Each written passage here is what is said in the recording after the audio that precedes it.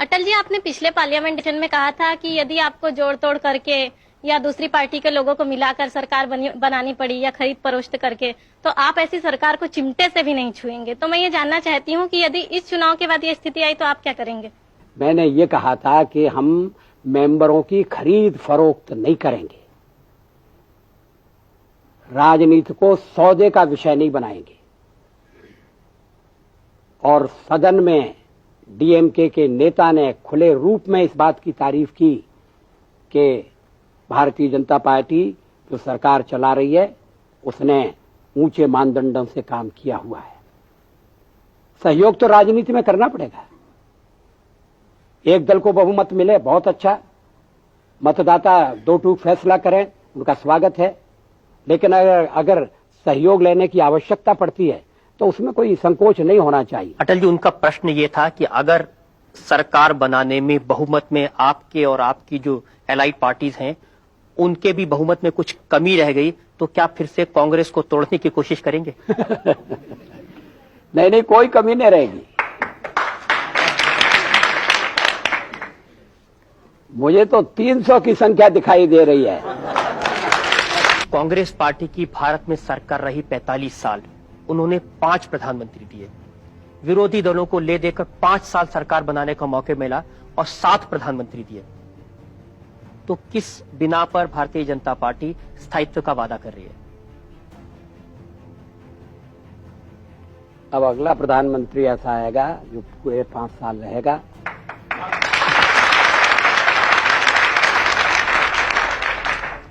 लोगों ने कांग्रेस को कसौटी पर कस लिया, लोगों ने संयुक्त मोर्चे को भी भुगत लिया। अब हम लोगों से कह रहे हैं कि आप हमें भी एक मौका दीजिए और आपको पछतावा नहीं होगा, आपको शिकायत नहीं होगी। अटल जी, आपकी पार्टी के जो अगले प्रधानमंत्री हैं वो पिछले प्रधानमंत्री की तरह सिर्फ 13 दिन तो नहीं चलेंगे? गणित बदल गया है। देश की हवा में परिवर्तन की गंध आ रही है।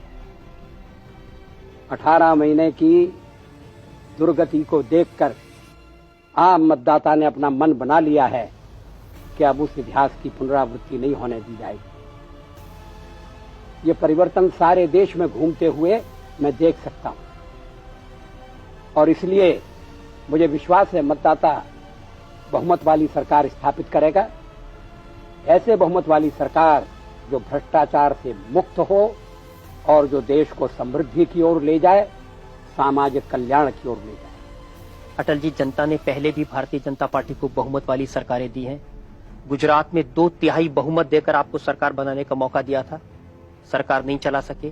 कई प्रदेशों में हमारी सरकारें चल रही हैं, आप उनका उल्लेख नहीं कर रहे हैं। गुजरात एक दुर्घटना है। कभी कभी जवान मौत हो जाती है, लेकिन इसका अर्थ ये नहीं है कि कोई अपने बेटे को जवान देखना नहीं चाहेगा।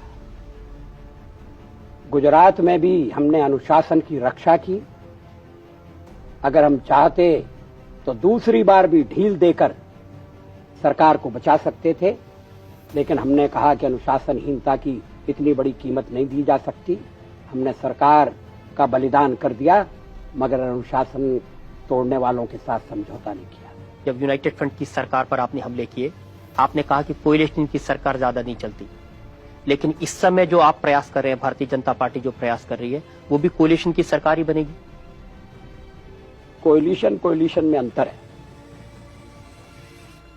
संयुक्त मोर्चे की सरकार एक ऐसा गठबंधन थी जिसमें सब छोटी छोटी पार्टियां थीं। सबसे बड़ी पार्टी की सदस्य संख्या लोकसभा में 23 थी। वो इकट्ठे आ गए, उन्हें कांग्रेस पर निर्भर रहना पड़ा। कांग्रेस ने उन्हें गिरा दिया, लोकसभा भंग करना पड़ी। हम इस समय जो रणनीति अपना रहे हैं, तो हम भारतीय जनता पार्टी को सबसे बड़े दल के रूप में उभरते हुए देखना चाहते हैं।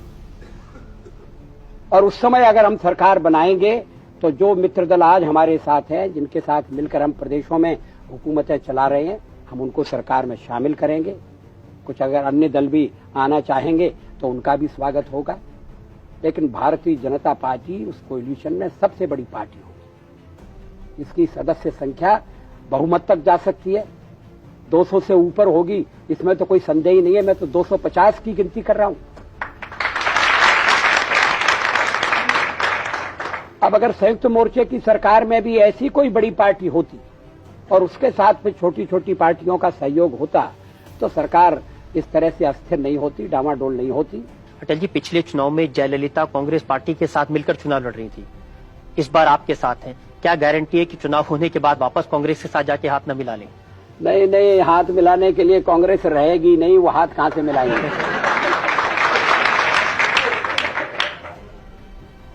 तमिलनाडु की स्थिति विशेष है, भिन्न है। वहां या तो डीएमके है या अन्ना एडीएमके है। डीएमके संयुक्त मोर्चे के साथ चली, बच गई अन्ना एडीएमके, उनके साथ हमने गठबंधन कर लिया।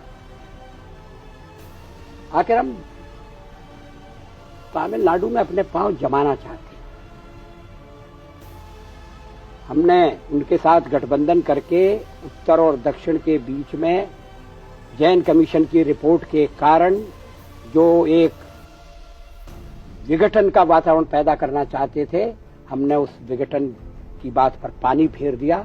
हमने उत्तर और दक्षिण की एकता को और मजबूत कर दिया। जिस समय जयललिता से आपका समझौता हुआ, उसके एक रात पहले तक उनकी कांग्रेस से बातचीत चल रही थी?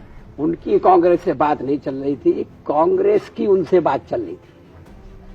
कांग्रेस उनका समर्थन लेना चाहती थी, संयुक्त मोर्चा भी उनका समर्थन लेना चाहती थी।